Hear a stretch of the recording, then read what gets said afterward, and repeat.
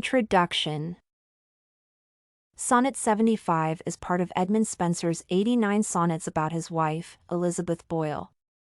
The 89 short poems are collectively called Amoretti and were first published in 1595.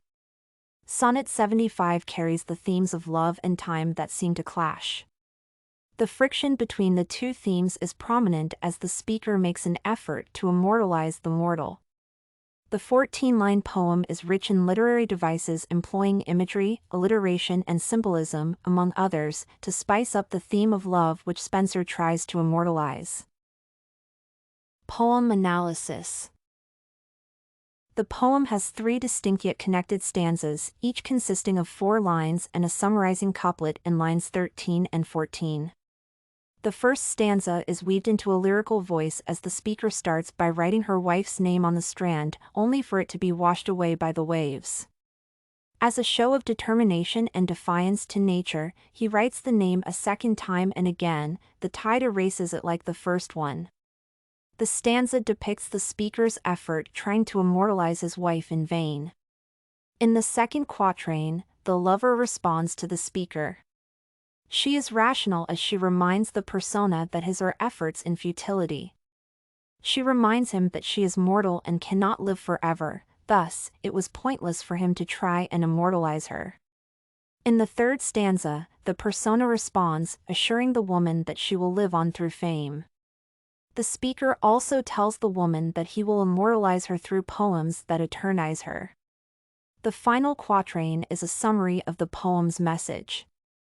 The man says their love shall endure forever despite the briefness of life. Literary devices utilized. The author employs several literary devices that make the poem appealing to the reader. These include imagery, alliteration, assonance, metaphors, symbolism, personification, and rhyming. Imagery has been used to help readers visualize things presented metaphorically. The sand denotes time, while the waves represent nature and the seashore. The description invites the reader to visualize a seaside setting with sand upon which the persona scribbles the name of his beloved one. Edmund also achieves imagery using emotional feelings and sound images. Another literary device used is alliteration, which is achieved through the repetition of sounds and lines. Alliteration is the signature literary device employed throughout the poem. In line 2, W sounds are apparent in the words wave and washed. Others are pain and pray in line 4, devise as well as die and dust in lines 9 and 10. The style adds an audio element to the poem, thus making its reading musical. Assonance is also used in the poem to complement alliteration. The vowel in lines 1 and 2 enriches the poem through the literary style of assonance. The author also utilizes metaphors when he says, "For I myself shall like to this decay," which signifies death. Besides, in line 1, Spenser metaphorically compares love's mortality to the waves' washing effect. The reader flows with the speaker as he makes an effort to immortalize love because they can connect through the metaphor. The author also uses a rhyming scheme of ABAB, BCBC, CDCD and EE for the 4 stanzas that creates a Spenserian sonnet of patterns. Moreover, the poem employs symbolism when the speaker writes the woman's name on the sand as is a symbol of immortality. The waves and tides that wash away the written name are symbols of torture and challenges synonymous with life. Finally, personification is used when Spenser says, "But came the tide and made my pains his prey." Therefore, the literacy devices utilized to enhance the flow and beauty of Sonnet 75. Theme and essence of the poem. Sonnet 75 is a love poem about a man who desired to have his lover remembered forever. The setting is at the seashore to signify perfect love. Seashores offer tranquility, and the occasional water splashes and waves remind the reader of the absence of peace. It shows that love is subject to the forces of nature controlled by time. The man is cognizant of the fact that he and his lover will die someday.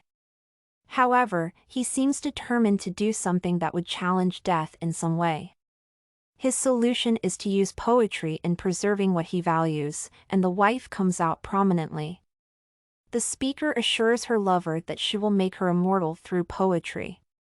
True to the author's desire, Sonnet 75 continues to communicate his love for his wife. Therefore, the speaker tells the world that although humans are mortal beings, their deeds could outlive their brief earthly lives. Conclusion. In summary, Sonnet 75 is part of Edmund Spenser's collection of sonnets dedicated to his wife, Elizabeth Boyle. The central theme of the poem is love that the persona desires to immortalize. Love clashes with nature, confirming that all mortals have a time limitation. While acknowledging the limitation, the author achieves his goal through the poem, managing to immortalize his wife. The poet utilizes several literary devices throughout the poem, such as imagery, alliteration, personification, and symbolism. Thus, the poem encourages humans to use literary works to live beyond their limited time on Earth. This and many other essays are available at studycorgi.com.